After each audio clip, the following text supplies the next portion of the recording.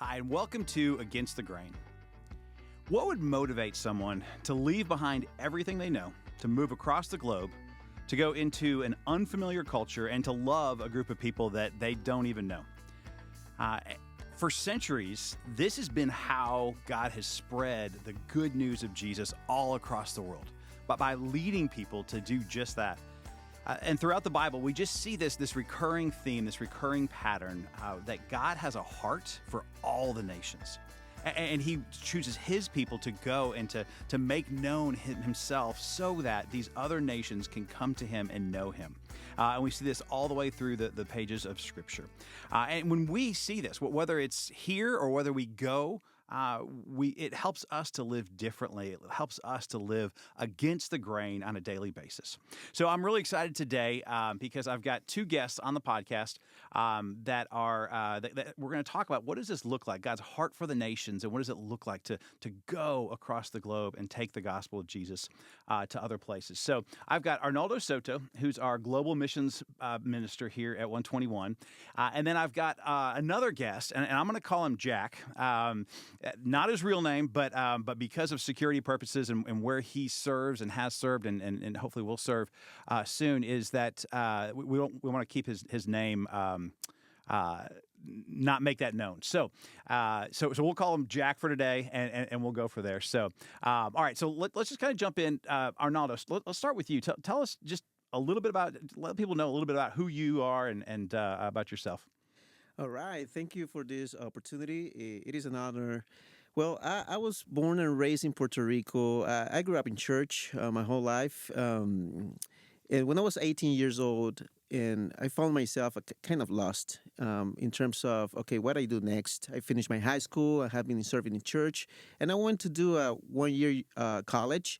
And then at the end of the year, it's like God has something different for me, at least in this season. And I jumped into an organization, and it was a great opportunity for me to get to know God deeply. But this organization shared with me the opportunity to see God globally. So through that journey, I said yes in obedience. Not easy, not understanding the whole picture. But I was able to go to Asia and different places, 18, 19 years old, and be exposed to so many cultures and so many opportunities, even underground fellowship, they say that way, but connecting with so many people globally in a way that it was so helpful for me to understand God's heart for the nations. And today, I'm 43 years old, and this is my heart. And I'm here today just to share what God has for us as a church. Love that. I love your heart for all peoples and how you navigate between cultures so naturally and so easily. It's really fascinating. Okay, and you're married to Marisol, and tell us kids. Yes, Marisol, 3 kids, 2 boys, 1 girl. All right. And they keep me busy. Yeah. I'm excited. I bet. Yeah. Fantastic. Okay. All right. So Jack, and I'm really having a hard time replacing your name with this name Jack, but we'll get there. I'm sure I'll slip up once, and we'll have to cut it out after the fact. But all right, Jack, tell us a little bit about you, a little bit about yourself. Yeah, again, Eric, thanks for the opportunity to be here. I grew up in and out of the church. It wasn't really a big thing for my family. We went sometimes when it was convenient, but other times not.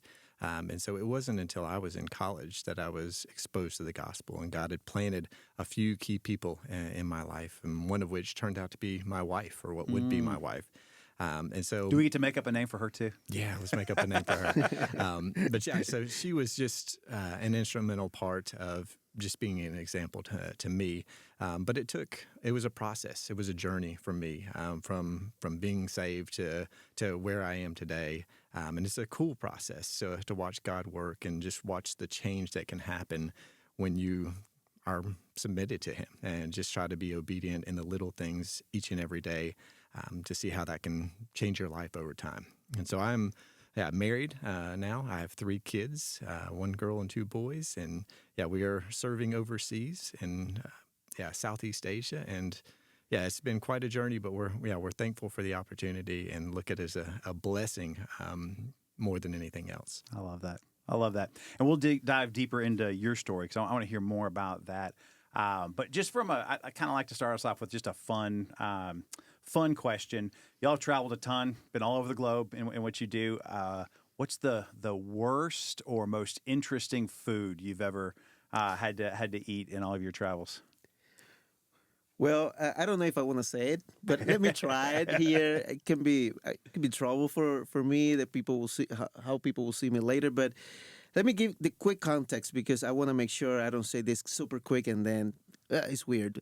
I went to a big country, China, and 20 years ago. So I want to be open to that. And I have been there many times, but the first time, 19 years old, I was exposed to a group, big minority group in China. Their name is Yuan, and this is a remote location. So we spent 3 months with them, and the first 2 days they gave me plate with meat and other things there, and it tastes so good.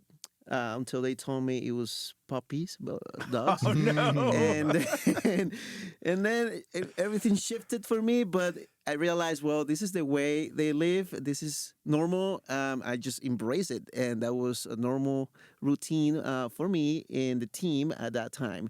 So that's why I'm saying sorry, but that's the way it was. Wow. Okay. Do you have a dog at home now? I have a dog at home, and I love the dog. I love dogs.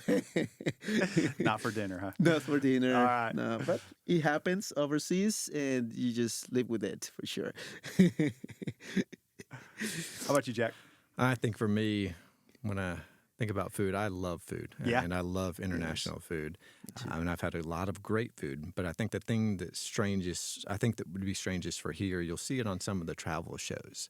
It's called durian. It's a spiky fruit, and it smells horrible. And you'll watch these people eat it. But for me, it's been one of those things where when I'm in a village setting, I want to be able to eat whatever's put before me. And so I've had to train my tongue to eat this fruit that kind of is like mushy onion fruit.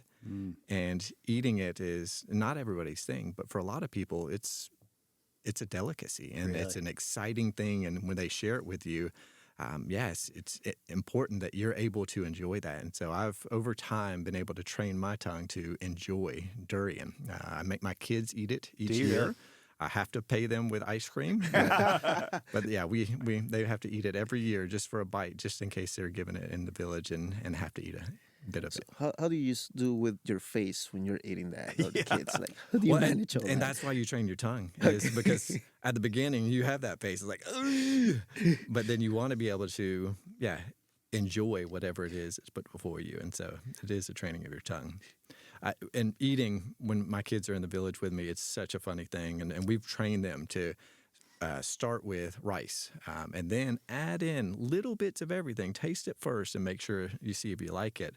But I am the trash man. I am the garbage disposal. Oh, yeah. So anytime a guest will leave, they'll transfer food onto my plate. And I do it with my daughter as well. I don't like tea or coffee, and so I end up drinking a lot of coffee. But tea is just not my thing. And so the guests will leave, and I'll swap my glass for my daughter's, and she'll drink my tea for me. And I'll take her empty glass. Looks like I drank it while they were away. So...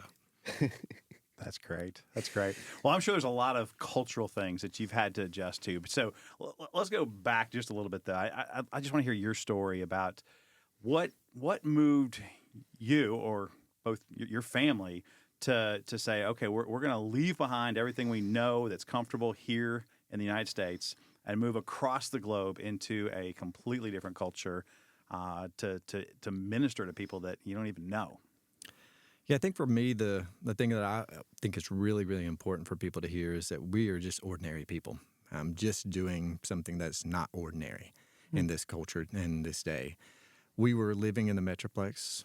We were working. I was a civil engineer. My wife was working in a school district, and life was good. We had a great church here at 121. We had a great small group. We were ministering among refugees. Everything was going well, and we were married at that point for about 5 years, and we had the opportunity to take a perspectives course. I mean, short plug there. There is a perspectives course coming up at 121. Be careful, because this may change your life, but it is in a good way. And so we took this perspectives course, and I remember our eyes just being open to what God was doing around the world. Just incredible stories from incredible teachers. And it just started something in our hearts of thinking, what if? And that what if led us on about a 2-year journey of praying a lot, talking with people, getting advice, seeking counsel, and it eventually brought us to live halfway across the world in a culture that was totally foreign to us. Wow. And your kids were born. Yeah, at this point, we were married with no kids. Yeah. We moved before we had kids, somewhat intentionally so that we wouldn't be distracted or maybe have the grandparents have a little more say than we wanted to in that. But yeah, so our kids were all born overseas. Wow. That's So awesome. even before this perspectives class, though, y'all were involved in working with refugees. So you had some kind of a heart for people from other nations. Where do you think that came from? I think for my wife, she served overseas right after college for 2 years. Yeah. And so that was ingrained in her life and her upbringing. For me, God worked a lot slower with me. He was very, very patient and very gentle with me. And it really started out of my civil engineering background and thinking from a humanitarian perspective, how can we help people? How are we to really love people and use our skills and giftings that God's given us? And so it really did start with this idea that, yeah, I want to go do clean water projects. And through perspectives and through some of these things, seeing that there is this opportunity to do social programs, but how they just can't get to that point of meeting that need that's really deep down inside. It will help, but bringing together a social program with spiritual elements can get them to the source of the one that can actually help them through all of their life situations. And I'm assuming the kids growing there, that feels home for them now, or that is a different maybe approach in their own experience or life. For sure. They have elements that still stick out when they come back. It's an incredible thing, but a challenge for them as well, because when they're over there, they look very foreign, but they fit in with culture very well. When they're here, they look like every other kid around them, but they don't know how to do a lot of things. Yeah. A funny story, my son was at a church in South Carolina. We were going to see my wife's brother preach there. And he walks into the Sunday school class and his shoe's untied. His teacher says, "Hey, sweetie, your shoe's untied." And he looks at her and said, "Yeah, I know." And she's like, "Do you not know how to tie your shoe?" He's like, "No." And he was probably 6 or 7 at this point, a skill that he would have learned. But where we live, they wear sandals or go barefoot. And so he looks at her and he says, she asks, "Why isn't your shoe tied? Or why don't you tie your shoe?" And she's like, "We don't wear shoes where we come from." And it was just an incredible story, just a reminder to us that it's just some of these things just don't translate. And so for them, it's they make a lot of mistakes here. They don't understand the rules. And so it makes it hard to come back and have to reteach when they think they already know how cultures work. Wow. That's awesome. So you, well, maybe it'd be helpful to explain a little bit. So when you went over there with the job of bringing clean water to these others. Talk a little bit about that, what that looks like, and because what I love about that is you've used skills that you had and that God's given you, and said, okay, hey, these can apply over there, and then with that, we can also bring the good news of Jesus. Yeah, so when we went over, we did go over with an unknown.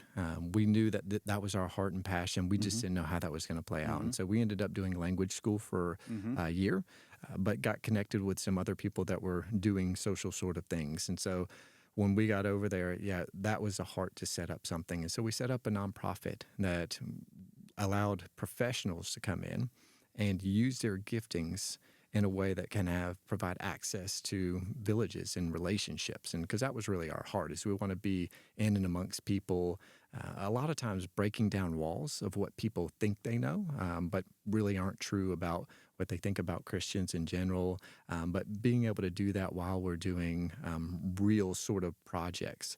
And so for me, it was water. We started out doing big projects, doing spring development, building pipes, tanks, any number of those things. We did pipe replacement, but we've had to shift as my heart is to train our local friends to be able to, that work alongside us, to be able to do those projects on their own. And what we found is that the skills and giftings that we have took years and years of education and years of applying that in the work setting that they didn't exactly have. And so we've scaled those projects back to be able to be in line with what they can do so that they can still be a blessing. Even when we're sitting here having a podcast, stuff is still going around halfway around the world. That's great. That's great. Now, has that always been, is that why you got into civil engineering, or that just came after you had already become a civil engineer and realized, oh, I can actually use this to do some of God's kingdom work? Yeah, that was totally after. It was something I wanted to be an architect, to be perfectly honest, but I can't draw very well. And so the next best thing for me was being an engineer. And so I was always gifted at math and science. And so that was the route that I took. Wow. Okay. So I talk to a lot of people who really struggle with, how do I know if this is God's will? If I'm supposed to follow this, if this is what is. So obviously, with the decisions y'all had to make along the way to move and to uproot and to do something that most people would consider pretty drastic, how did you know, like, this is what God's leading us to do? I think for me, there was a peace that came along with these steps. It didn't make sense at all. If you really want to be honest, and we had conversations with our parents, like, what are you doing? Yeah. Like, you have a career, things are going well, you can kind of see a future here. But there was peace along the way. He was moving us from good to the unknown, but having a peace in your heart about who God is really, really important. God is a good God that's not going to lead us into this place where, bad things may happen, but he was going to be there with us. And so knowing that we were going from good to whatever God had for us is really what we wanted to be in. It goes back to kind of when you look at Moses in the tent of meeting. There was a point where Moses goes up and he says, I don't want the promised land if you're not going with me. And that's really what I think life is about for us at this point. Like, we just want to be where God wants us to be. And that's a hard thing to kind of get your head around, just because there's so much sacrifice that goes into that. But it's really the place that we should all be striving to be. I love that. There's a Josiah Queen song out that just came out recently that has that same idea behind it. I've loved that. And have you found yourself in the midst of all that through all these years, asking question to God, saying the why after maybe a few years later, and you see the pressure and you see the challenges, and maybe just trying to figure out, God, I'm here. This is what you call me to do. I know there was peace. It is peace in the process.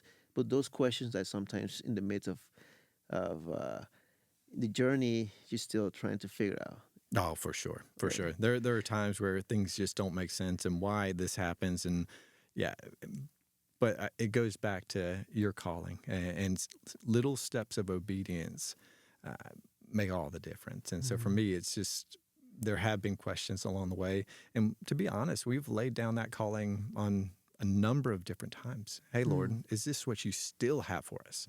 Because we don't want to get to a place where we're just comfortable and okay living in a different place. And as a global minister here at 121, it is an honor to be serving global workers and see what God is doing overseas. What do you see the church is doing and can continue doing in relation to the work overseas, the connection that we need to have to make sure you're moving in the right direction, or just at least support it in this journey? Yeah, and I think A-teams are a great place to start. Anytime you can get just regular people involved with people that are overseas, I think that there's just a give and take that happens. And it's so uplifting to us that are global workers to be able to have people walking alongside us. They pray for us.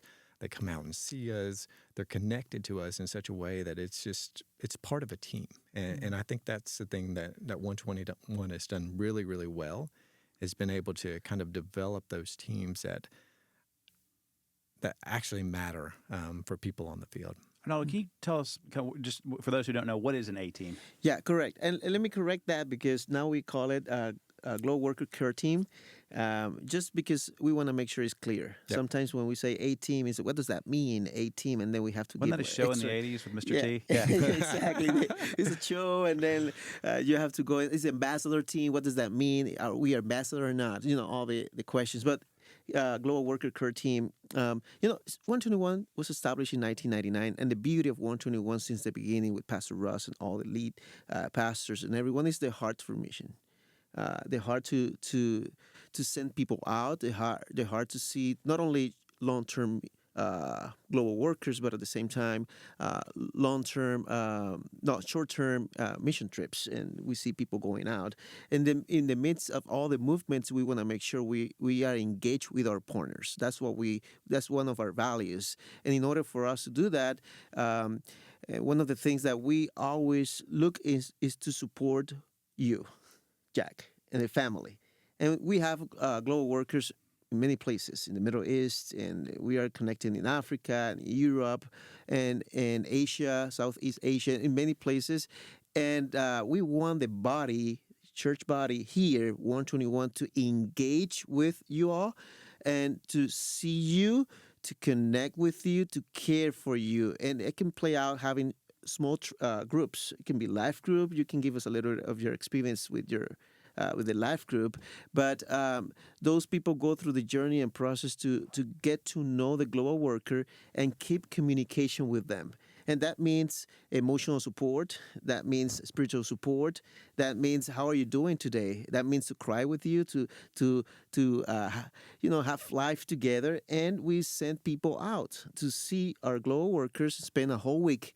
And I'm assuming for you it was good. Maybe a few years ago, 2 years ago, that a team went to visit you, and then you have a time to have a date with your wife because they were taking care of the kids. And only that was just a great opportunity for you, for our people here, to see what you're doing, but at the same time for you to rest a little bit.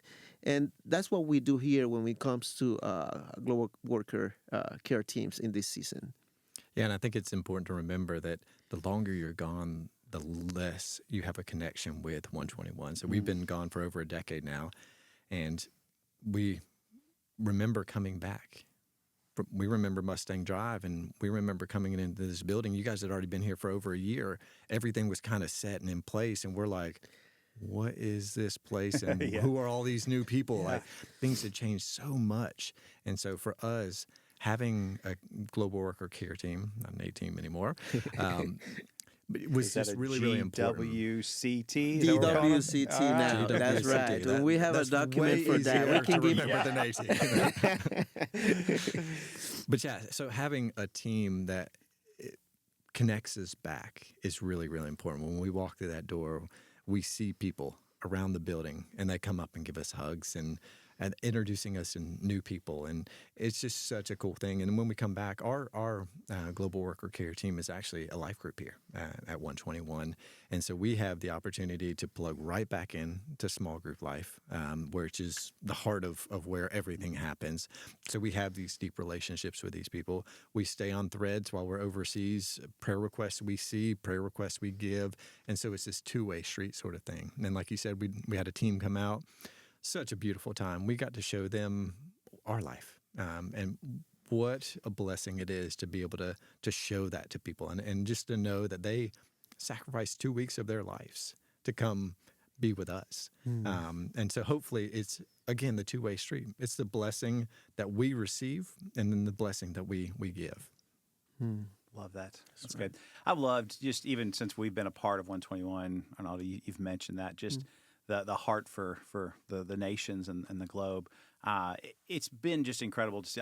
It stood out to us starkly when we first started coming to this church, that just like there's people each and every year who say, "Hey, I am called to go overseas," and just the number of people who have come out of 121 and said, "Okay, God's leading me to go overseas to reach this particular people group with the gospel."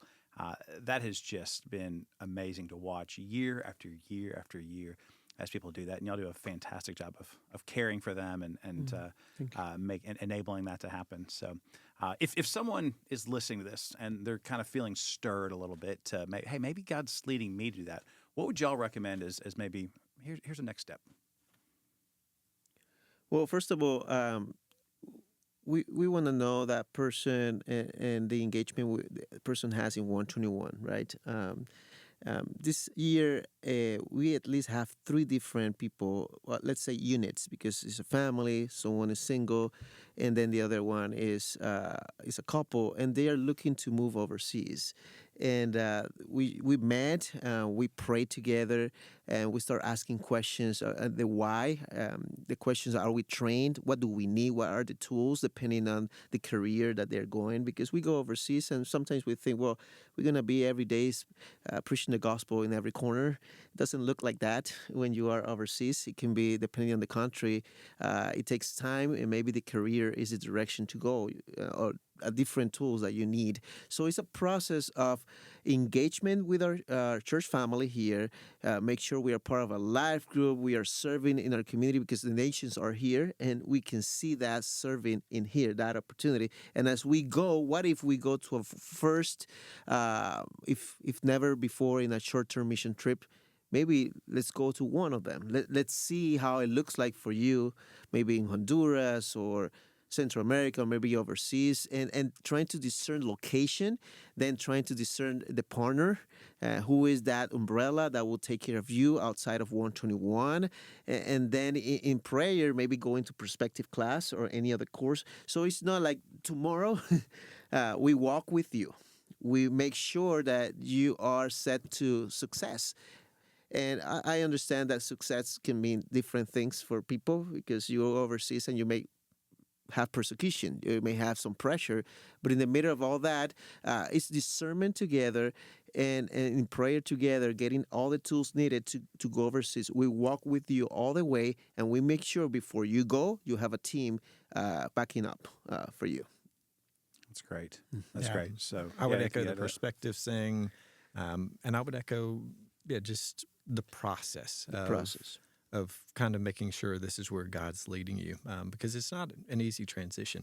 Everything changes all at once. You become, your identity is stripped away like an onion. You're Arnaldo, the global missions pastor. Well, you're no longer that. You actually are very fluent in a number of languages. Well, you're not fluent in this one anymore. I can remember playing sorry with a kid in a village and them taking a pawn piece from me because I couldn't count to 10 quick enough. They were taking it, and I'm like, I'm an engineer. I know how to count. But yeah, these things are stripped away. I'm no longer that engineer. I'm no longer this person. And you just have to kind of get resolved in the fact that you are a child of God, and this is what he's called you to. And so I would say that process is very, very important. There's a high attrition rate, people leaving within the first few years. And it's, I think, because the process is not always a complete process. And so the other thing I would add is that use your global workers. You have people around the world that have done this, that understand, whether it be a family or a single or a married couple. There's people out there from 121. So go ahead and use those. Use that experience that God has already given to the body here, and allow the body to come around in that way. And they're available. It's like, when do we meet?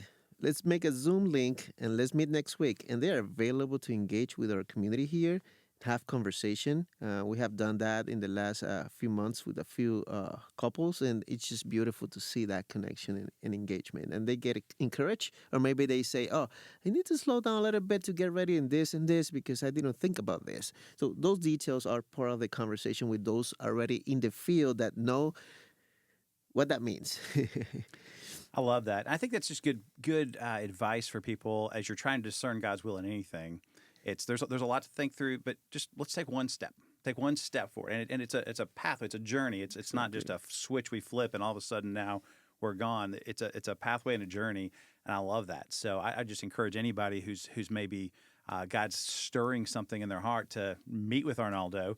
He's available anytime. And then maybe that first step is that perspectives class that we have one coming up this fall, or the do a Zoom with a global worker, or a short-term mission trip, which we have several going out throughout the years. So I think those are great ways to move forward. Exactly. One of my favorite experience was, I think, in 2022. During COVID, we were like, okay, how do we connect again?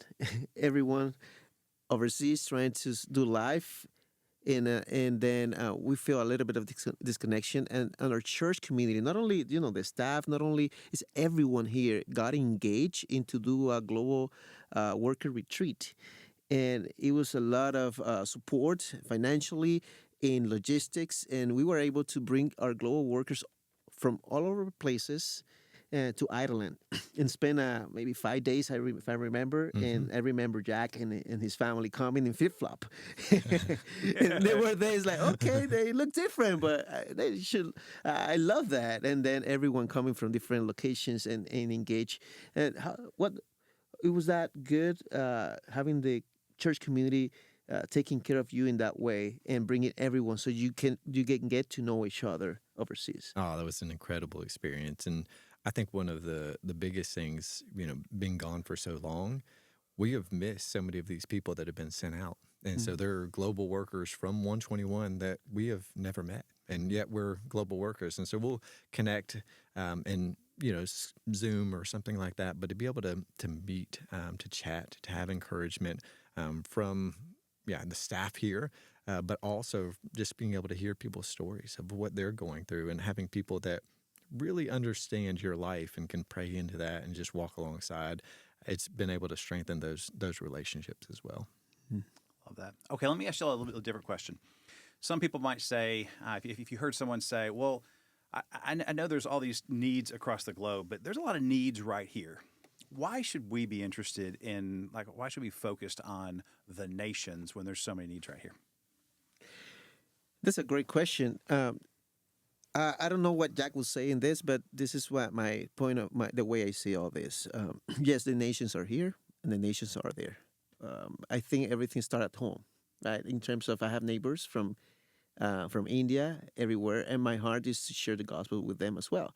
But my heart is global as well. It's like everywhere. It's like where God is calling you to go. You just move in obedience, and it's all about obedience. And we can have, I think, a global mindset.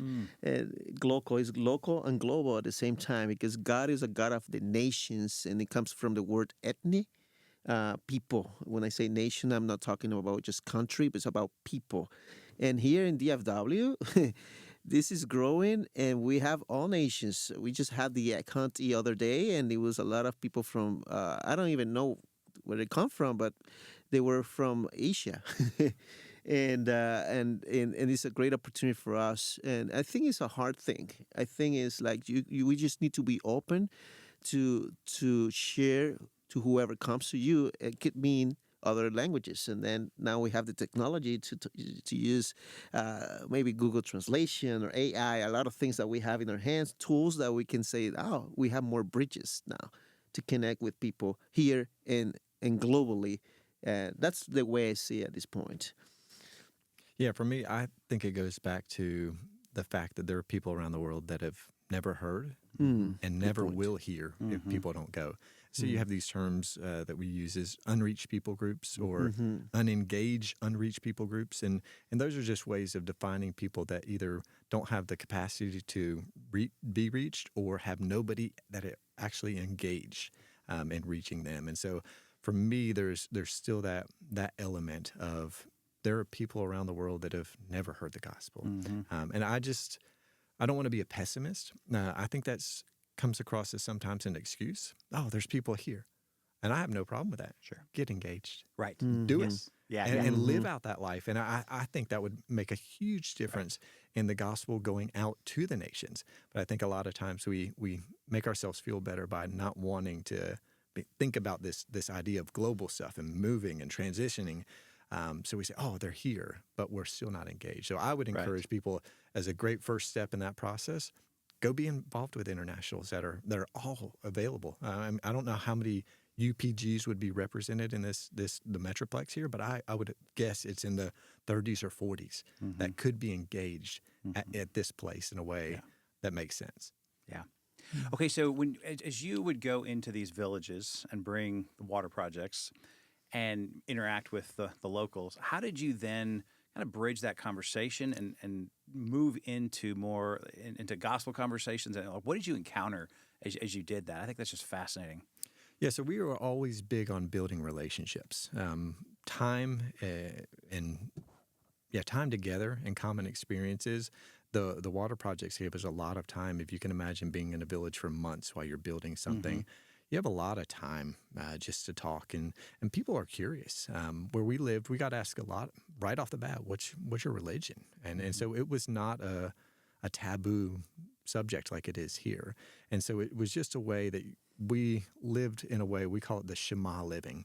And it's just living out your faith. We weren't hiding who we were, and we were sharing those things that were on our heart. We were asking questions of them that helped engage those conversations. One of the biggest questions I get asked is, why am I here? Any one of those guys would have traded with me because I must have been filthy rich here. And for them to be able to trade and go to the States from the country that I serve in would have been a no-brainer for them. Yeah. And so it just doesn't make sense.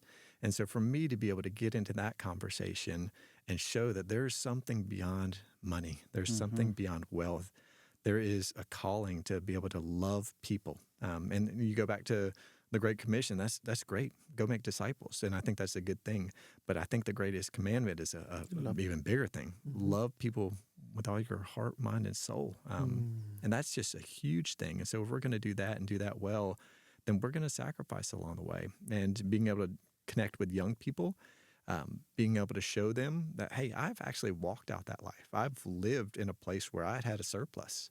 We didn't use my wife's salary when we were living in the Metroplex, and we didn't have choices, really. It was what we wanted to do, not what we could or could not do.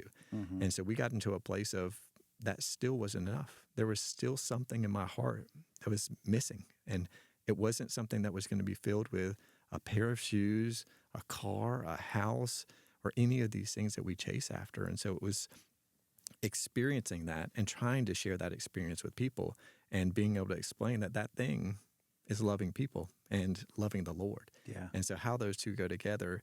And so, so we also do a lot of stories as we found that a very effective way just to summarize stories from the Bible and to be able to share those with people. And then the next question is, if they're interested, would you like to hear more? And our heart is always to get them to the Word so that the Holy Spirit can be working rather than us being ministers that are imperfect, and let the Lord speak through His Word. But if you can get somebody regularly reading the Bible, I truly have seen life change happen. That's great. And I think that's probably that's across all contexts. For so sure. the same is true for us here. If we can just invite someone in a non-threatening way, just, hey, would you be game for, would you read the Gospel of Mark with me? And let's just talk about it, what that looks like, to watch God's Word transform their hearts. That's incredible. What else are y'all seeing just from a global standpoint? What are you seeing God do, or what's been most exciting for y'all as you in your roles to watch God do in the midst of this? You know, when you watch the news, you think, oh, something's bad is happening everywhere. Like we think about Iran or China that feels closed, but when you go deeper, you notice that really the church is growing. That we can call it underground churches, but we see an expansion of the gospel like never before in this season, and we can look around and see God on the move. He's winning. God is winning. He got victory in Him. He's winning, and it's just fascinating to see that. And not only that, it's to see our global workers in the midst of, okay, sometimes you have to wait 5 years, 3 years to see something. But in reality, God is at work, and He's doing things that we don't even notice. And it's just fascinating to see God on the move in that way. Yeah. Yeah, I think the movement's going on across the world right now where large number of people are coming to faith. They're just really, really encouraging, but not to lose sight of the one. Yeah. You know, for me, like I can think of names. I can think of faces that pop into my head, and watching a person transformed before your eyes by God, them turning away from everything they knew and submitting their lives to God is a powerful thing for me. Yeah, that's amazing. So Arnaldo brought up just the time it takes. I think that's been so fascinating for me to watch as I talk to different global workers who are working in these contexts where it takes years and years and years to cultivate and build these relationships and to watch God work in the hearts of them. What have you seen in that? Has it been long, painstaking? What kind of opposition have y'all encountered? Yeah, I think it is. I went out with a Superman mentality, thinking Yeah. that people that have never heard are going to be excited. Yeah. And it is definitely a longer process. You've got to remember that it takes years to get language. And that's just an investment that you don't really think about. Like, if you want to connect at a heart level, there's a reasonable amount of language that you're not just going to be able to kind of muddle your way through. Yeah. And so there's that investment. And I can remember us going out and our leadership saying, hey, we want you to commit to 10 to 15 years. And we were thinking, hey, we'll just go out for 2 to 3 and see how this goes. And their point was that you really don't become effective until kind of 5 to 7 years in, where you're actually connecting with people at a heart level and being able to kind of get into those relationships like you want to. And so we've seen that there is a lot of time that's involved, a lot of commitment. And so I've seen it in my own life as those relationships are kind of surface or they go for a certain reason. And sometimes it's people wanting to be around foreigners, and sometimes it's financial reasons and all these sort of things. But you're kind of weeding those out over time to where you can actually connect with people. And what if you don't see the fruit of your labor, but the next generation will see it?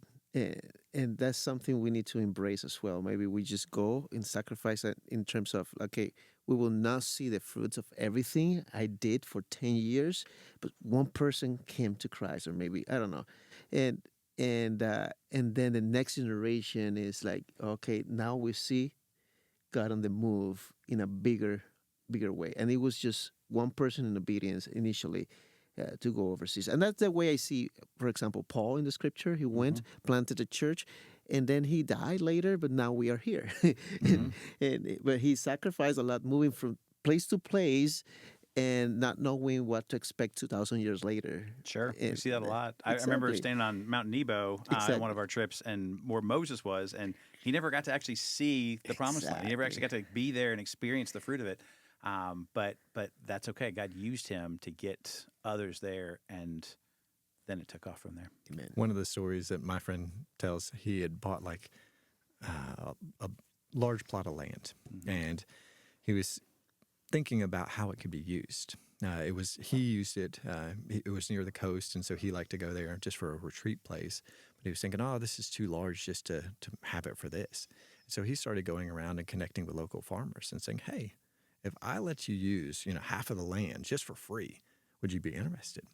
And he was amazed by how many people went out and looked at the land like, too many rocks. Take too much effort to cut this down and get it ready. And so one of the things that we do as global workers is we're removing the rocks. We're getting the land prepared. What the soil is going to produce is really not in our hands. That's God's work.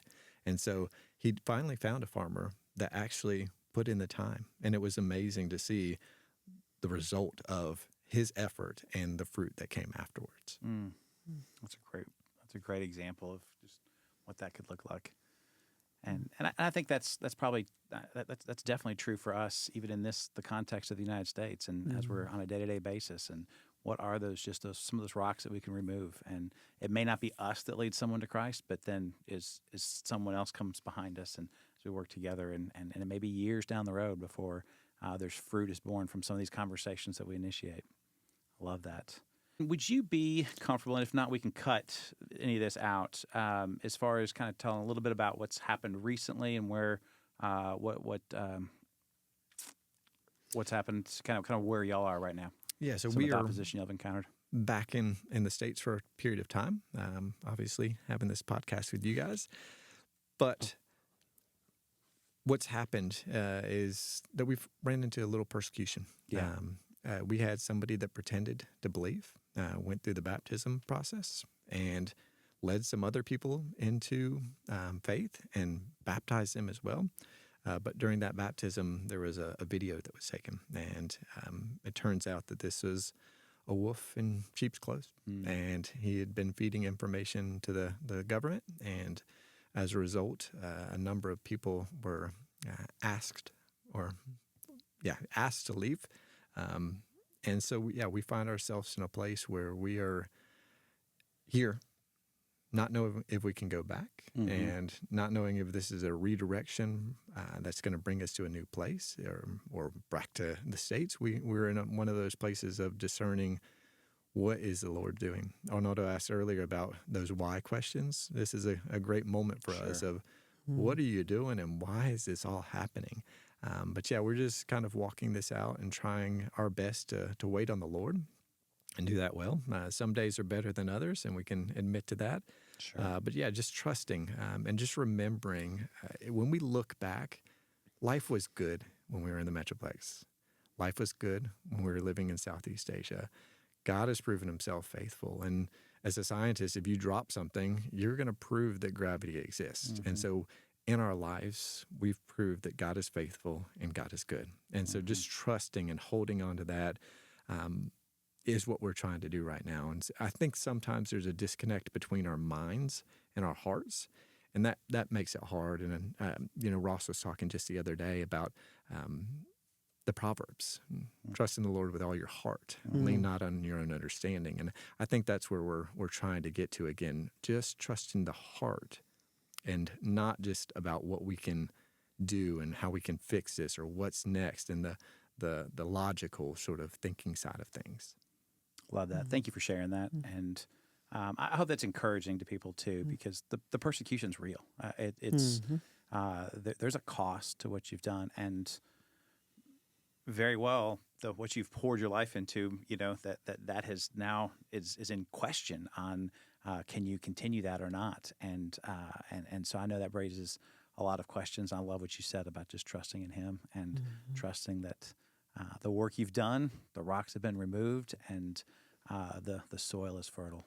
So thanks for doing what you're doing, and we're continuing to pray for y'all in that.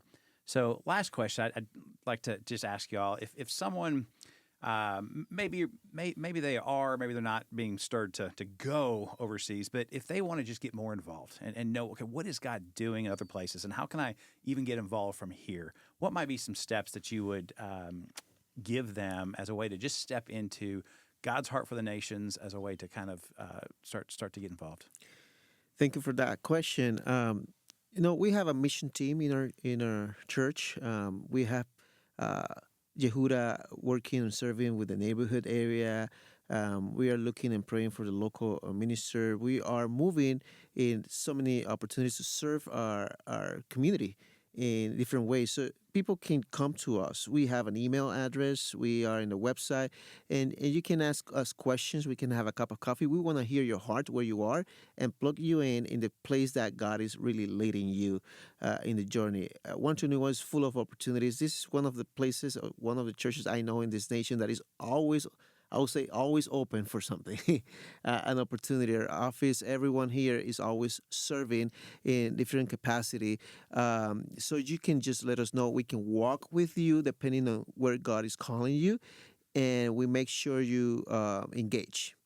As a church, it can be taking care of our global workers. It can be going to serve in a food bank. It can go to serve in Fort Worth with homeless. It can be going to a national mission trip. It can be a global mission trip. And the ages, we have kids going out to Honduras. We have students going out to Uganda. We have students going out to New York in a church plant.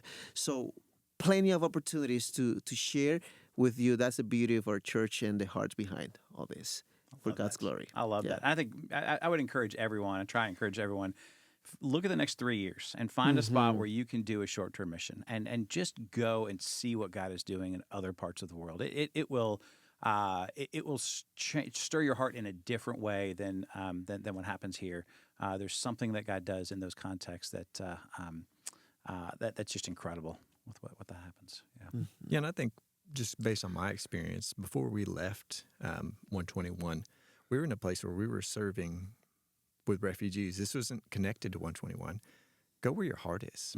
Go where your family can serve together. What is your family's value, and where has God gifted you so that you can serve? And sometimes what happens is that becomes part of what 121 does, because other people can get on with that vision.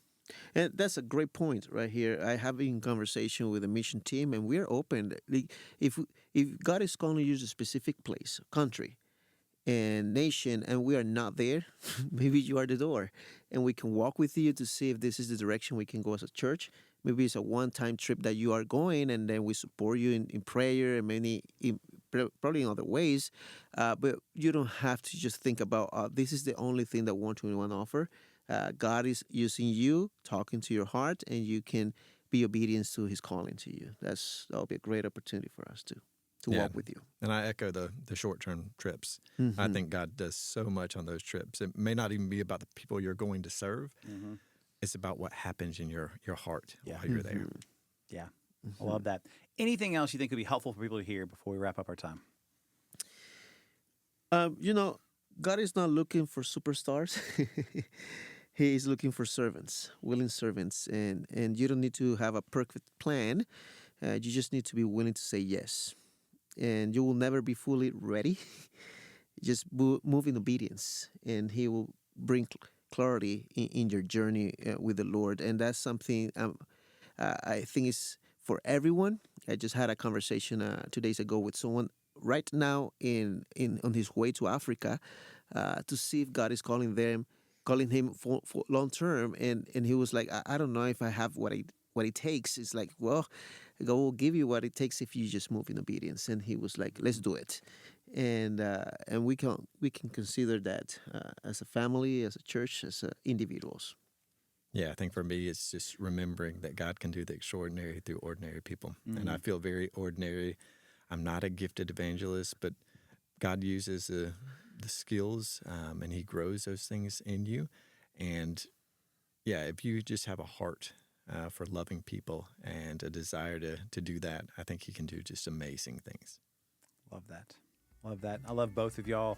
How you've stepped into different places to bring the gospel to where it hasn't been or isn't, and to people, and with a love, like you said, Jack, with a love for others. And so I hope this is encouraging to everybody who's listening to this. And I just want to encourage you to don't let it stop here. What's one thing that you heard in this conversation that you're going to step forward in? And whether that's getting involved in the perspectives class that starts in September, is that right? August. That starts in August, or a short-term mission trip, or maybe it's just, hey, I want to connect with the global work. I want to start praying for them. Whatever it is, or maybe it's someone local. It's a local opportunity to step into, because each and every one of those things are ways that we live differently as we live for Christ, and that's what it looks like to live against the grain. Thanks, y'all.